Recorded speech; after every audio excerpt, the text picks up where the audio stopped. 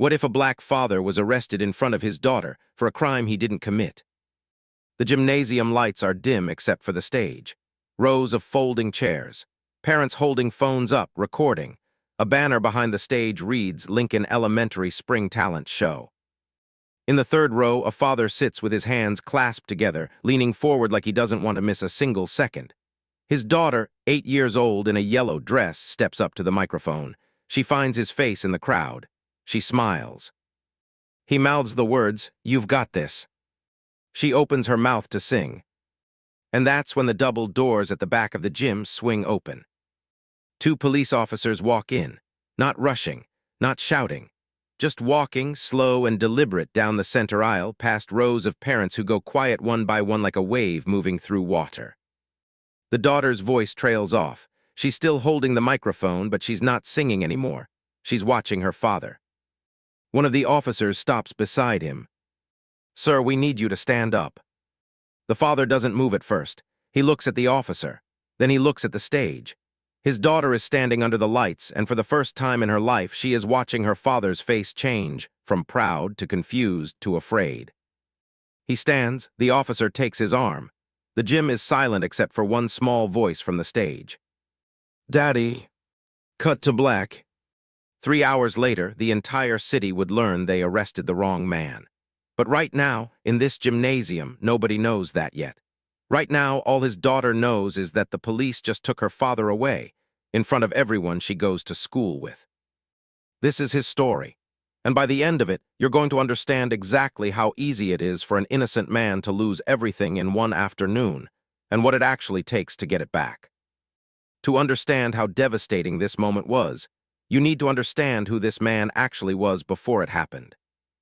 His name was Marcus, 42 years old, a single father who had been raising his daughter, Amara, alone since she was 3. Her mother had passed away from a sudden illness, and from that day forward it had been just the two of them, figuring life out together, one day at a time. Marcus worked as a logistics coordinator for a mid-sized shipping and distribution company. It wasn't glamorous work. He was in the office by 6:30 every morning, long before most of his coworkers arrived, because he wanted to be finished in time to pick Amara up from school by 3:15. He never missed a pickup, not once in 5 years. His neighbors knew him as the man who shoveled the elderly widow's driveway next door every winter without being asked. His daughter's teachers knew him as the father who showed up to every single parent-teacher conference, who volunteered for field trips, who read the classroom newsletter cover to cover. At his job, his coworkers described him the same way over and over: reliable, honest, the guy you could trust with anything.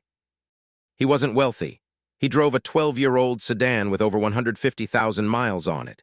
He clipped coupons.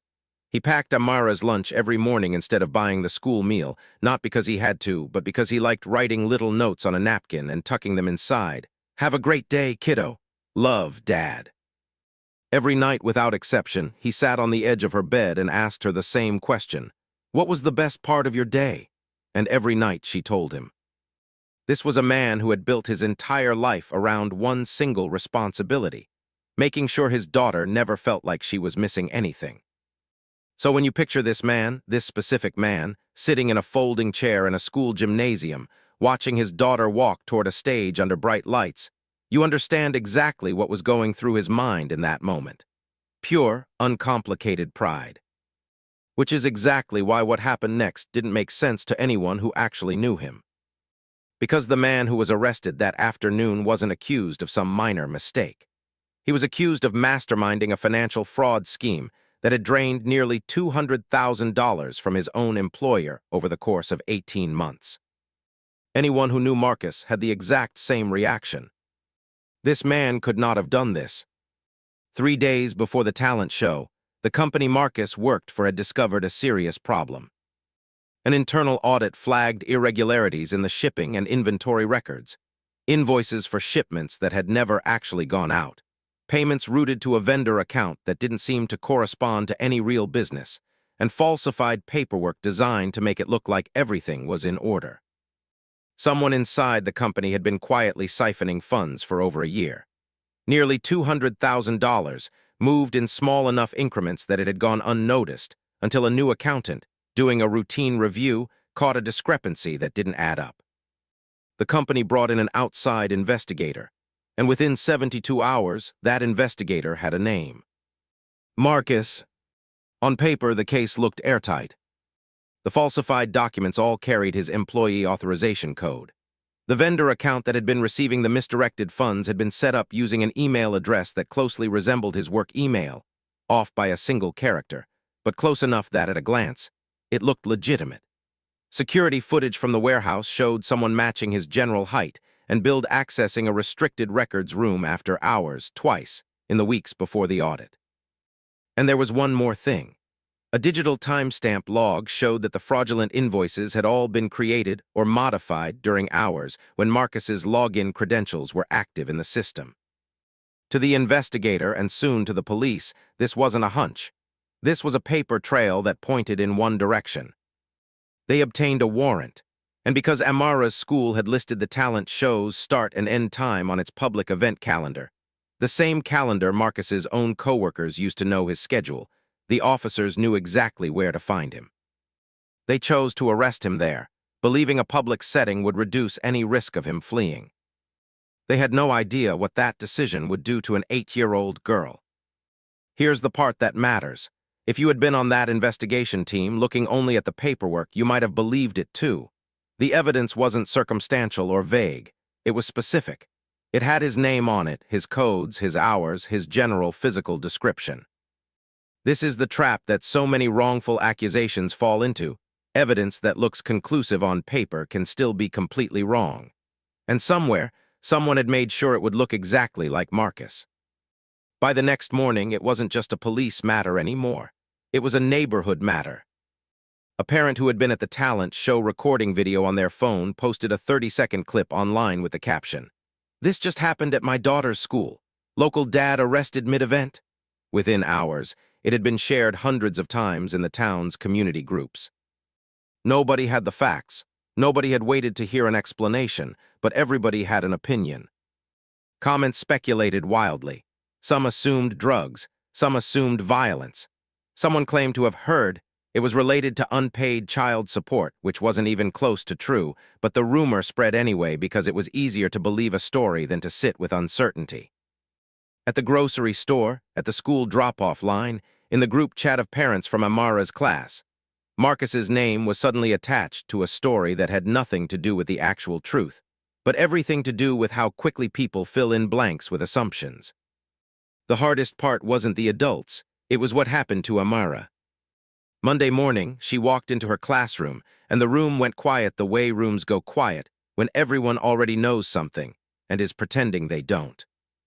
At recess, one of her classmates, repeating something she'd overheard from a parent, asked her, point blank, "Is your dad going to jail?" Amara didn't have an answer. She didn't fully understand what fraud meant. All she knew was that 2 police officers had put handcuffs on her father in front of the entire school, and now kids she used to sit with at lunch were suddenly whispering when she walked by. Her teacher noticed she'd stopped raising her hand in class. She stopped eating lunch in the cafeteria and started asking to eat in the reading corner instead, alone. At home, staying with her aunt while Marcus was held for processing, Amara asked one question over and over. "When is Dad coming home?" Nobody could answer her honestly, because at that point, nobody actually knew. This is the part of these stories that rarely makes headlines, not the accusation itself, but the quiet, invisible damage it does to a child who is too young to understand the difference between accused and guilty, but old enough to feel every single stare in that hallway. 2 days into the investigation, something happened that made even Marcus's own defense attorney pause. Investigators, digging deeper into his financial history as part of standard procedure, found a bank account Marcus had never disclosed on any company paperwork. A small account, opened nearly 3 years earlier, with a modest but steady flow of deposits that didn't obviously connect to his known salary. Then came a second detail. Phone records showed a series of calls, brief, late at night, between Marcus's cell phone and an unknown number that, according to preliminary tracing, was linked to a business addressed 2 states away, an address with no obvious connection to his employer. And then a document, a signed authorization form dated 6 months earlier that appeared to grant a third-party limited access to certain warehouse inventory systems. Marcus's signature was on it. To the investigators, and even to some people who had defended Marcus up to this point, the story started to shift. Maybe he's not completely innocent. Maybe there's more to this than we thought. Even his attorney sat across from him and asked, carefully, "Marcus, I need you to be honest with me. Is there anything you haven't told me?" Marcus, sitting in a small interview room, exhausted, having barely slept in 2 days, had one answer, and he never wavered from it. The bank account had been opened years earlier to save money quietly for Amara's college fund, money he deposited from small side jobs, weekend handyman work he'd never mentioned to his employer because it had nothing to do with them. It wasn't hidden. It just had never come up. The late-night phone calls were to his cousin, who worked as a long-haul truck driver and often called during his overnight breaks. The unknown business address attached to that number was simply a truck stop where his cousin's carrier company was headquartered. And the signed authorization form, Marcus looked at it for a long time before he spoke. He said the signature looked like his, but he said he had never signed anything like it. He'd never seen that document before that moment. His attorney studied the signature next to an authentic sample of Marcus's handwriting from HR files. It was close, very close, but something about the pressure and the slant was slightly off, subtle enough that no one had caught it in the initial rush of the investigation, but different enough that, once you knew to look, you could see it wasn't quite right. For the first time since his arrest, there was a small crack in a case that had looked completely solid. But a crack wasn't enough, not yet. While the adults were buried in bank statements and phone records, it was Amara, 8 years old, sitting quietly at her aunt's kitchen table, who noticed the detail that no investigator had caught. Her aunt had brought home a folder of paperwork related to the case, left carelessly on the table while she took a phone call. Amara wasn't trying to solve anything. She was just a kid, bored, looking at papers with her father's name on them because she missed him. One page was a printed shipping log, the kind Marcus used to bring home sometimes to finish reviewing after dinner, back before all of this happened. Amara had seen these logs dozens of times. She used to sit next to her father at the kitchen table while he worked, coloring in a notebook beside his paperwork. She noticed the date at the top of one particular log. It was one of the days investigators claimed Marcus had accessed the restricted records room after hours. But Amara remembered that day specifically. It was her school's fall book fair. She remembered because her father had picked her up early, and they'd spent that entire evening together at home, making dinner and reading her new books out loud. She remembered it clearly because he had let her stay up later than usual as a treat. She mentioned it to her aunt almost in passing. "Dad wasn't at work that night. We were home. We read my new book about volcanoes." Her aunt froze. She asked Amara to repeat it. Then she called Marcus's attorney immediately. It turned out Amara was right. School records confirmed the early pickup that day. A receipt from a grocery store, time-stamped that evening, placed Marcus miles away from his workplace at the exact time security footage supposedly showed him entering the restricted room. Which meant one thing: whoever appeared in that after-hours footage was not Marcus. It was someone who looked enough like him, similar height, similar build, wearing a jacket similar to one Marcus commonly wore to work, to fool a fast review of grainy warehouse camera footage, but not someone who could account for their whereabouts the way Marcus now could, thanks to his own daughter's memory. A single detail, remembered only because a little girl loved reading with her father, had just cracked open the entire case. With the timeline in question, the investigator reopened the warehouse footage and looked at it with a different question in mind. Not does this look like Marcus, but who else had access to this room? Only a small handful of employees held the security clearance required to enter that records room after hours. Marcus was one, but so was David, a senior operations manager who had worked at the company for nearly 9 years and who, notably, had helped train Marcus when he first started. David was well-liked, well-trusted. Nobody had looked twice in his direction because nobody had a reason to. But once investigators started comparing the footage frame by frame with height markers on the doorway, the person in the after-hours footage was noticeably shorter than Marcus and closer in build to David. Then came the vendor account. Investigators traced its original setup back through IP address logs and found it had been created from a computer inside the operations department, a computer David used regularly. The falsified employee authorization code that had pointed to Marcus turned out to be spoofable by anyone with mid-level system access, which David, as a manager, absolutely had. And the mysterious signed authorization document with the almost right version of Marcus's signature. A handwriting analyst compared it against samples from several employees and found it was a closer match to David's handwriting than to Marcus's, once you accounted for someone deliberately trying to alter their own writing style. David had spent nearly 2 years quietly siphoning money from the company, and when the internal audit began closing in, he needed a name to attach to the paper trail before anyone could attach it to him.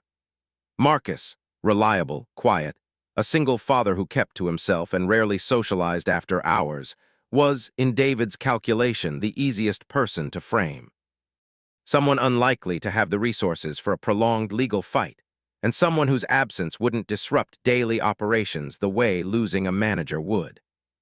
The moment this connected in the investigator's mind, the entire case flipped. But knowing who did it and proving it in a way that would actually clear Marcus's name were two very different things. A theory wasn't enough. Marcus's attorney knew that unless they built an airtight counter case, prosecutors might still be reluctant to drop charges this close to a scheduled hearing.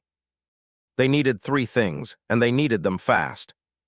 First, they needed the original, unedited security footage, not the version that had already been reviewed and summarized by the initial investigator, but the raw files, time-stamped and unaltered before anyone could claim tampering. Second, they needed independent verification of the handwriting analysis from a certified forensic document examiner whose findings would hold up under cross-examination, not just an informal comparison. Third, and most urgently, they needed to corroborate Amara's memory of that evening with something beyond a child's recollection. Because as compelling as her story was, a defense built entirely on an 8-year-old's memory would not survive a courtroom on its own. Marcus's attorney worked with a private investigator to track down the receipt from the grocery store that evening, requesting the store's transaction logs to confirm the exact timestamp. They also reached out to the volunteer coordinator at the school book fair, who confirmed Marcus's early pickup that day in the sign-out sheet, along with his signature and the time. Meanwhile, the forensic examiner completed an independent analysis of the disputed signature and concluded, with a high degree of confidence, that it did not match Marcus's natural handwriting, but shared measurable characteristics with samples from David's file. Every piece confirmed the same growing picture, but the hearing was only 5 days away, and prosecutors, understandably cautious, were not going to drop a case built on financial fraud without seeing every piece laid out clearly and formally. Marcus sat through those 5 days not knowing, hour to hour, whether the evidence being gathered on his behalf would be enough. Amara, staying with her aunt, asked her father on the phone every single night the same question she'd been asking since the beginning. "Are you coming home soon, Dad?" And every night, Marcus gave her the only honest answer he had. "I hope so, sweetheart. I really hope so." The hearing took place in a modest courtroom, far less dramatic than television versions of these moments, but no less tense for the people sitting inside it. Marcus's attorney presented the evidence methodically: the forensic handwriting report, the grocery store receipt with its timestamp, the book fair sign-out sheet, the frame-by-frame height comparison from the security footage, the IP address trail connecting the fraudulent vendor account back to a computer used by David. Prosecutors, to their credit, did not dig in defensively.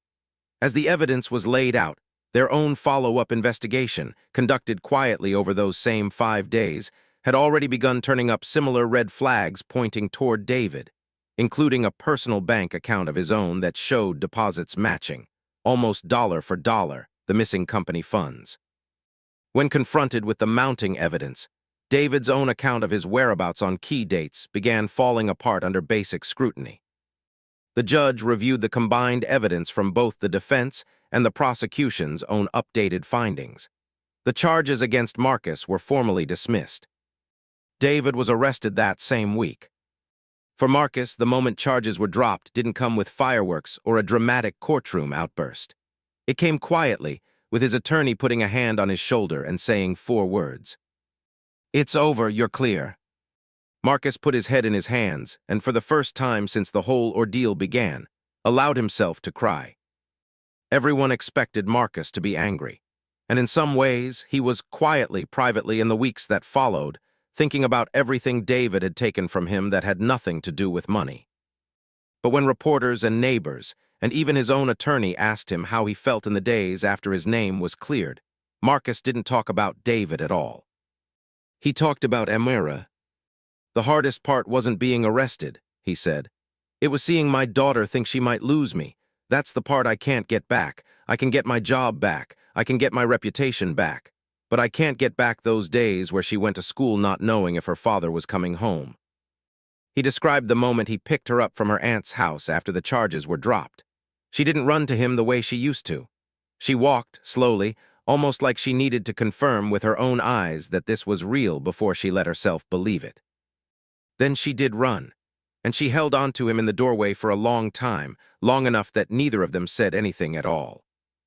That night, sitting on the edge of her bed the way he had every night of her life except for the handful he'd missed, he asked her the same question he always asked.